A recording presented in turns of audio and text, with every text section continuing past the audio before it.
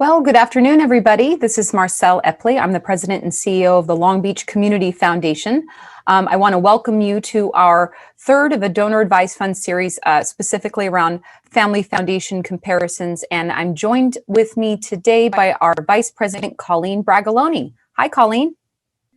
Welcome to everyone that's on the call today. Great.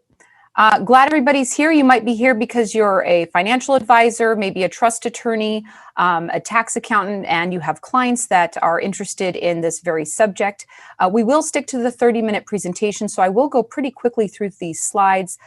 Please do put your questions in the chat feature below, and if we don't get to, please do reach out to us at the Community Foundation.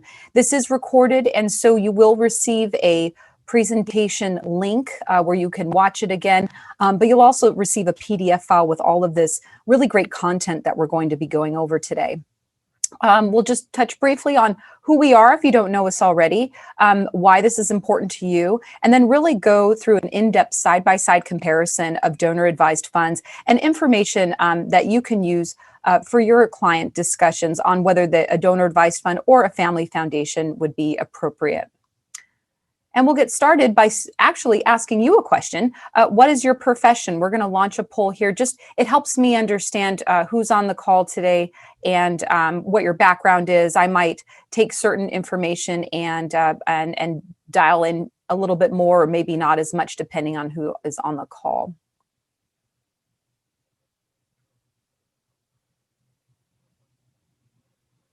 Okay.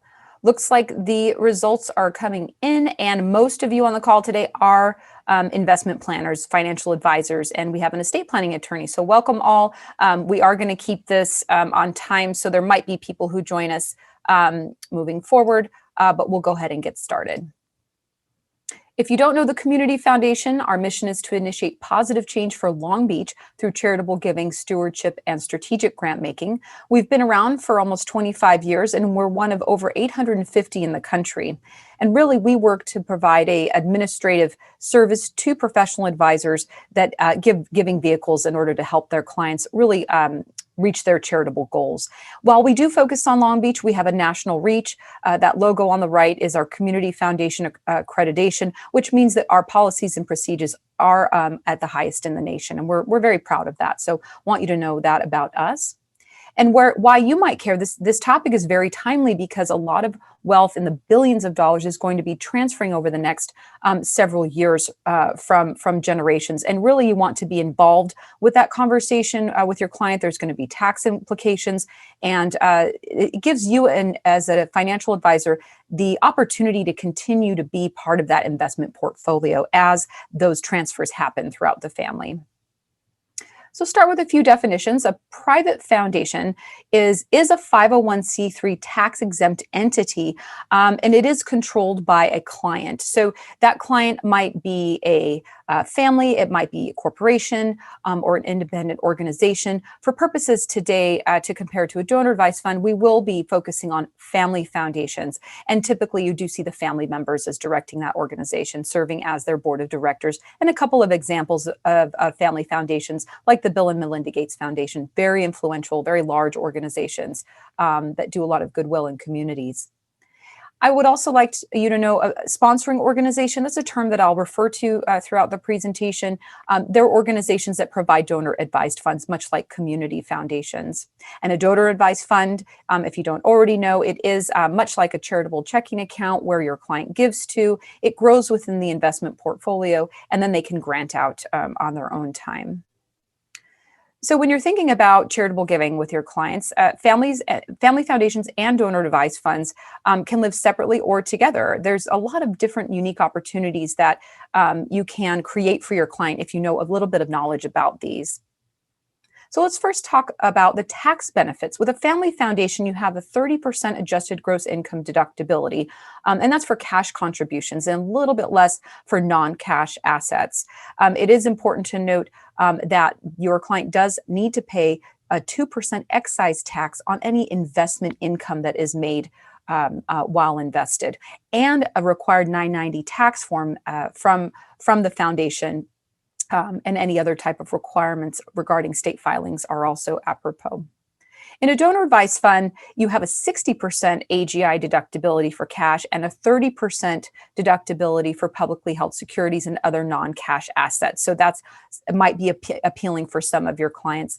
And there are no taxes required to be paid when your client earns the income on their invested assets. In terms of the size, we get this question a lot. What's the size of a family foundation versus a donor advised fund? Well, typically, and this is not a line in the sand, but we see $10 million or more. Typically, you have a family foundation.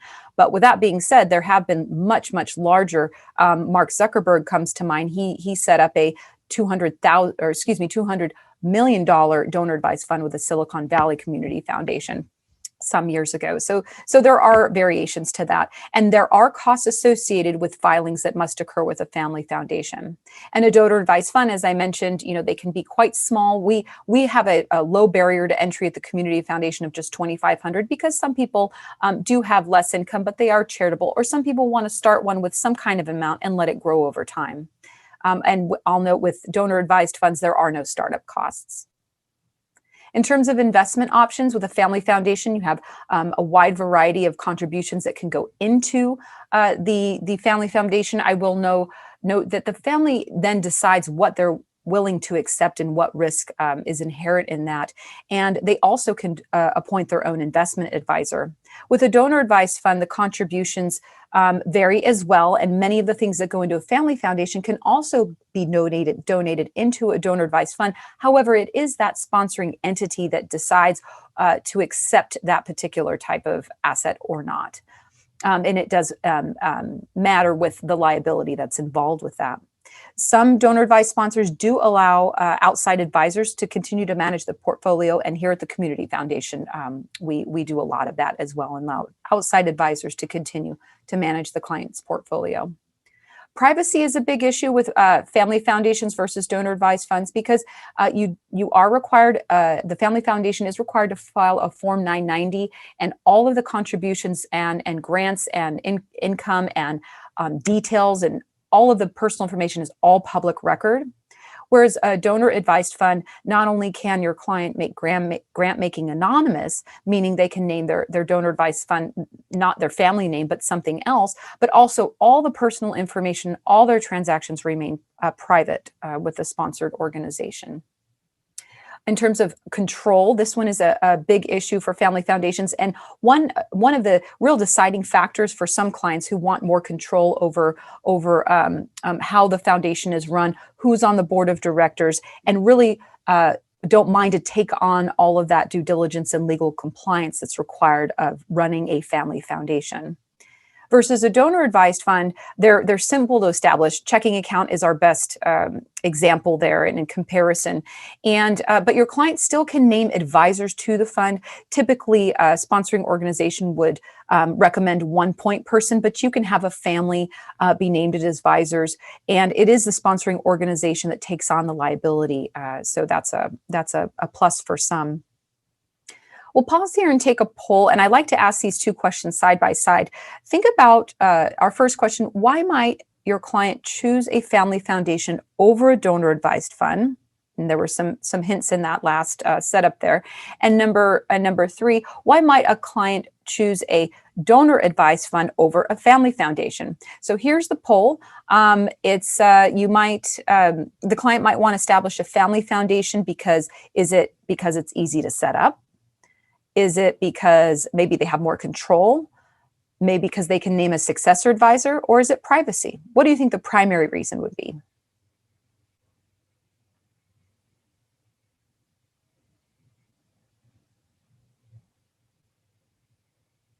Okay, looks like a few people have answered here. Great, and it seems, yeah, and you're getting it right. And really, there's no wrong answers here. But typically, what we see is control. That's the one reason why a client might want to have a private family foundation over a donor advised fund. Conversely, why would a client want to have a donor advised fund over a family foundation? This is a good time just to think about what we went over so far. Is it because of no annual tax filing? Is it quick to set up? There's a charitable partnership with the sponsoring organization. Is it privacy, or all of the above?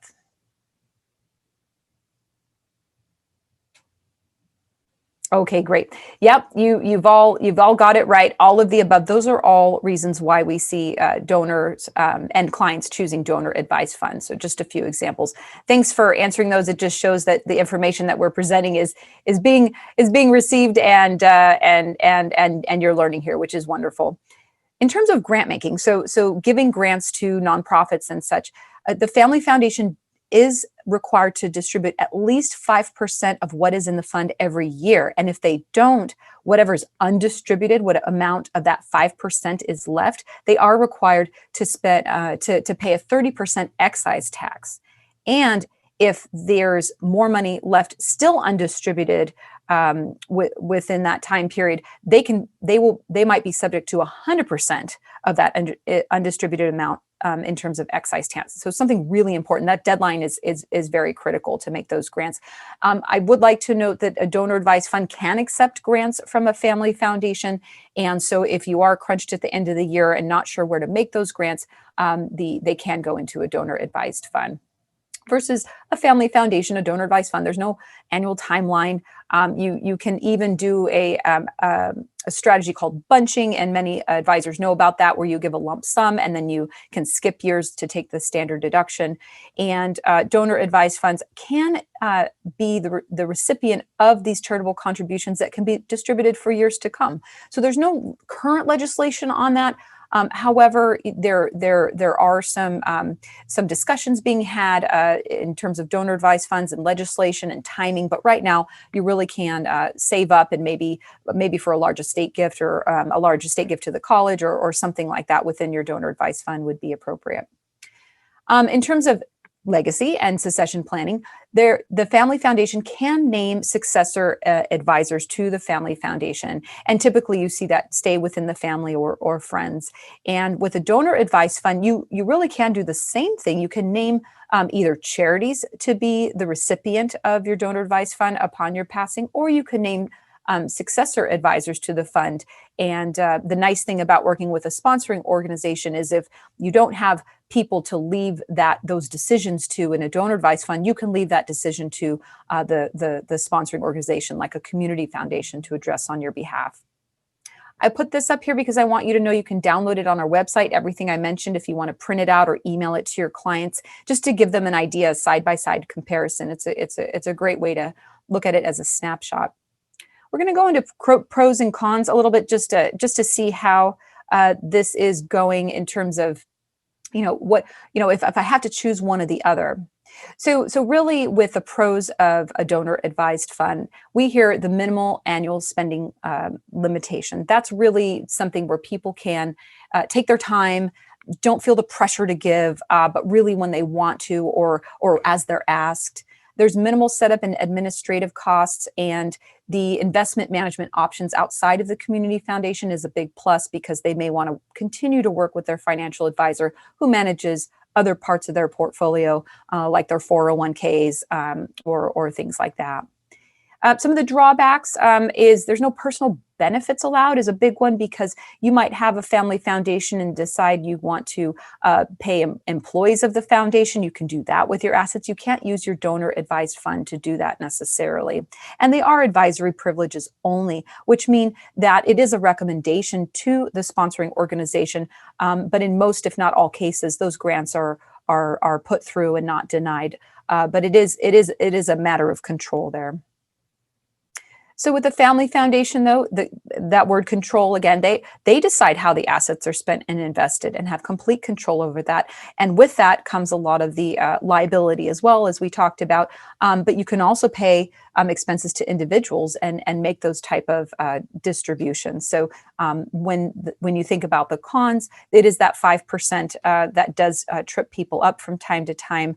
And it really is like running a business. It is an administrative burden. You do have to set things up. You do have to, meet with your board regularly. There's a lot of additional considerations that need to be taken care of. And if your client is looking at a charitable fund under 10 million, it's probably not ideal for a family foundation. Probably a donor advised fund is better. We've heard a lot. I'm going to pause here now and bring Colleen back because I think we have some questions in the queue. Thank you, Marcelle. Yes, we do have just a few questions, but they're really good ones. The first one is around the anonymity. This attendee would like to know, grants are anonymous, but is the donor's contribution into a donor advised fund anonymous? That's a great, oh, go ahead. Sorry, just one more thing. They say, isn't it on the 990 tax filing for the community foundation? Okay, so the question is the donation made from the client or the donor to the community foundation for their donor advised fund, is that a public record? Is that on a 990 form? And the answer to that is it's not public record. The donation made into the community foundation is received and logged and filed by us. It is not given out to the public, nor is the client's personal information. That rests under lock and key of the community foundation. However, when the community foundation files their 990 tax form with the government, that is available. However, what's disclosed to the public is not all of those private grants and information. So that information is indeed private with a donor advised fund. Great, thank you. The second question is, does a donor advised fund at the Long Beach Community Foundation make sense if their client lives outside of California? Does a donor advised fund make sense if the client is outside of California is actually a question we do get a lot because we are the Long Beach Community Foundation. And that means that the work that we do benefits the city. However, we are nationwide, and which means that the grants can be given anywhere outside of California within the United States. And the good thing about that is we're networked with other community foundations throughout the United States. And if your client wants to give a gift to their alma mater, if they want to give to a town they grew up in outside of Long Beach, but really the impetus of working with a community foundation in the city is you might have a relationship with them there. You might have grown up there. It's to really benefit that particular city.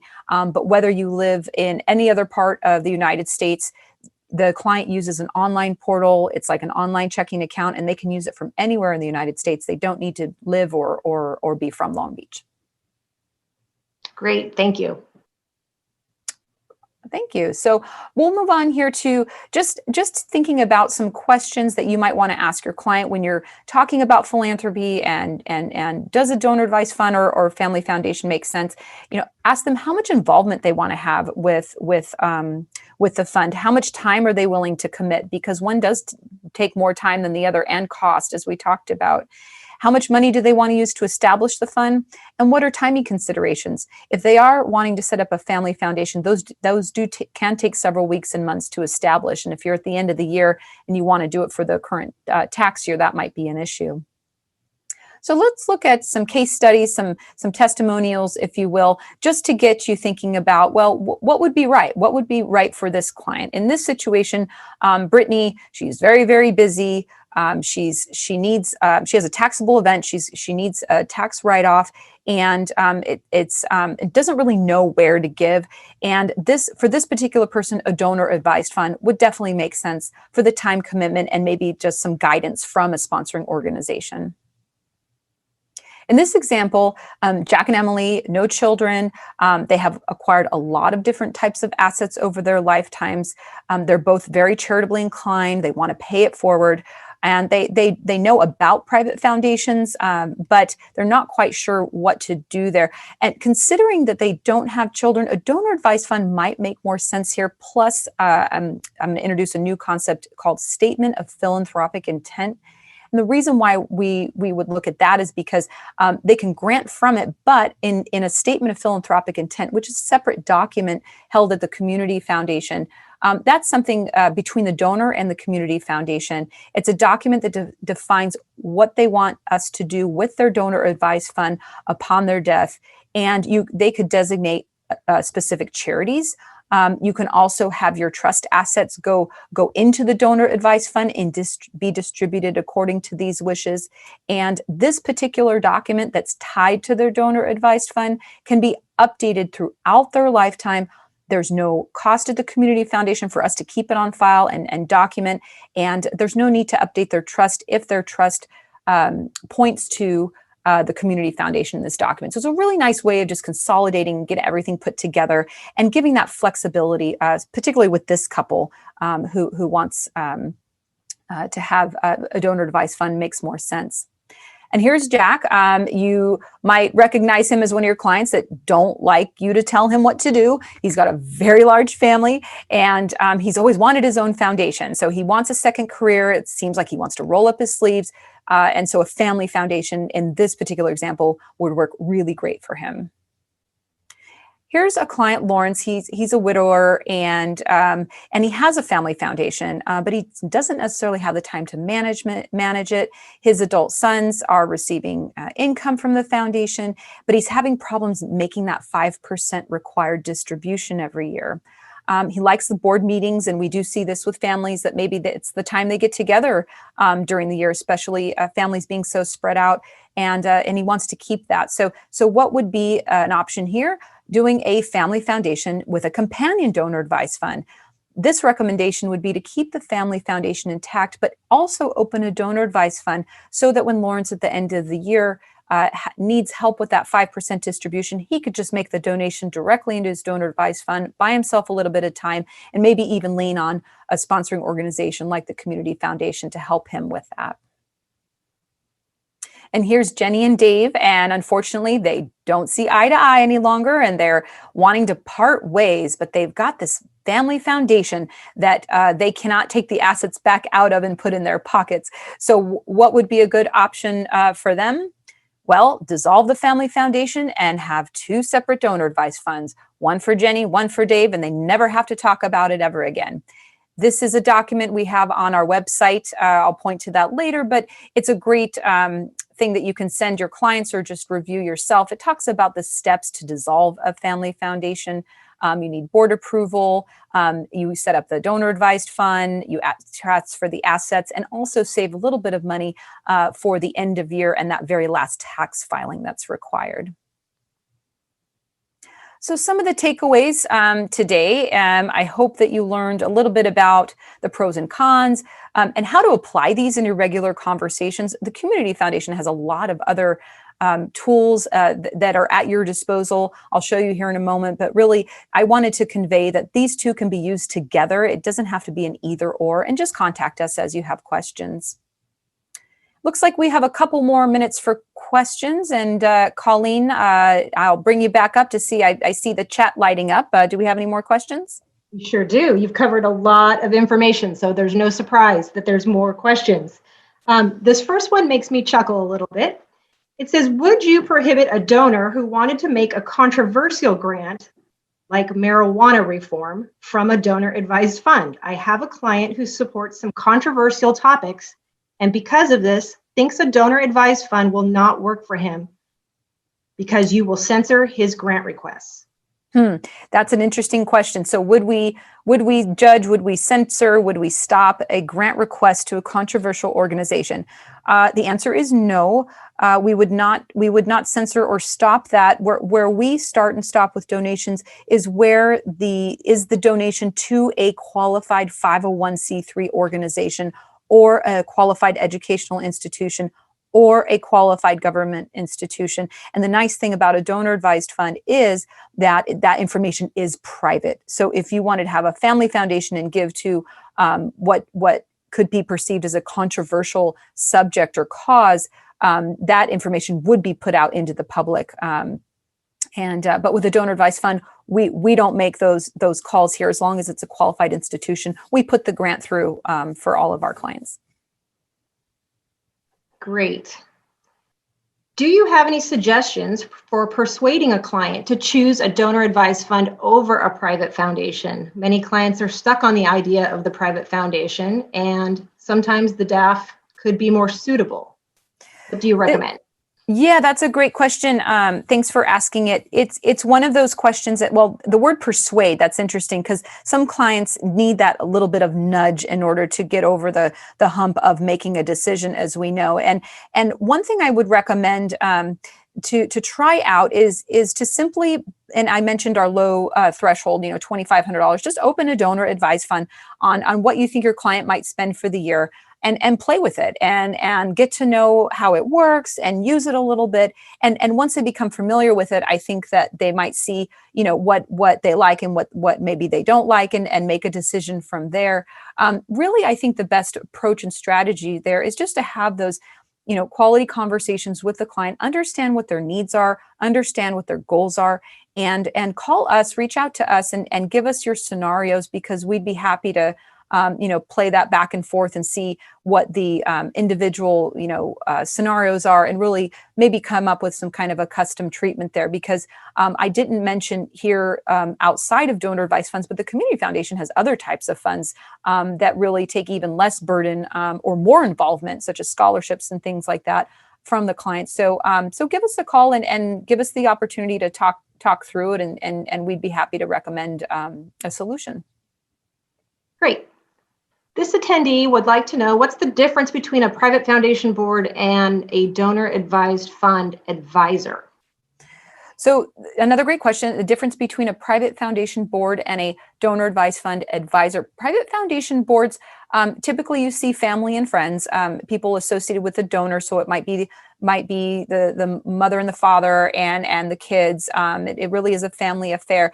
But there is a requirement that on a family foundation, there must be at least 3 members. And so if you have 2 spouses that really just want to be doing all the decision making in a family foundation and don't want a third person, that may not work. So something to consider. Now, the advisory privileges are really a kind of an IRS term, because when a donation is made into a donor advised fund, you're giving to a nonprofit, you're giving to a 501c3, like a community foundation. It is the community foundation that then owns the assets. And so technically, the donor cannot mandate or require, because the owner is the community foundation. However, they can advise, they can recommend. And I can tell you, in all my years of the community foundation, we've never not made honored a recommendation, as long as the donation is going to a qualified charity, then there's no issue there. But it is a little bit of semantics in getting the language down. But the advisors from a family foundation and advisors to or board members of a family foundation and advisors to a donor advised fund, they can, in a sense, move and act essentially the same. Great. Now, I know we're coming up on our half an hour here, so out of respect for everyone's time, I'm just going to ask one more question that came in. What happens if a client spends out their entire donor advised fund? Well, if it's spent out and they don't have they don't intend to make any more contributions, then the fund closes like you would close a checking account, or we could keep it open in anticipation of them having another taxable event, or maybe that's where their trust assets are going to land. To us, it's just a ledger. It's not of consequence, but if we saw a zero balance, we may contact you, or if the relationship is more with your client directly, we may contact them and say, do you want us to close it, or what would you have us do? It just keeps our books nice and tidy, and we like that. So, but if it's a zero balance, we would just probably reach out and find out what your plans are. Great. I think that's it for our questions right now, but always a good reminder that they can reach out to us at any time with their additional questions after the webinar. That's right. Thanks, Colleen. Appreciate that. And great questions, everybody. Wrapping up here, we hope you join us for a little bit of a shift in conversation to estate planning, and good timing, because it will be the end of the year where a lot of your clients may get together in person or virtually to talk about this type of subject. And we have a subject matter expert, Greg Bernight, who will be joining us and just really talking about how you can use a community foundation for that charitable estate planning. Some really great tools there. So we hope you log into that. Here's our website. Just wanted to point out real quick for professional advisors, here's all of the tools that you have at your disposal. Please go in and download some of these things, ask us questions, but it's great stuff that you can send to your client directly. This is our legacy planning part of our website. You click on the Give Later, and you've got all sorts of articles and great resources here. You can join our monthly e-newsletter. Many of you already have. And then, of course, connect with us. We're here. We're in Long Beach. We're open. We love getting your phone calls and emails, just seeing how we can all work together to really fulfill your clients' charitable wishes, because that's what we're all about. I won't go into it, but down below, if you're looking at this as a PDF file, when you receive it, there's a lot of other types of definitions and history of family foundations and history of donor advised funds that we didn't want to, comb through. But I think for the history junkies out there, you'll really appreciate having that in a PDF file just for your own understanding. That wraps it up. It's been a pleasure meeting with you today. I wish you all a wonderful afternoon, and we'll see you soon.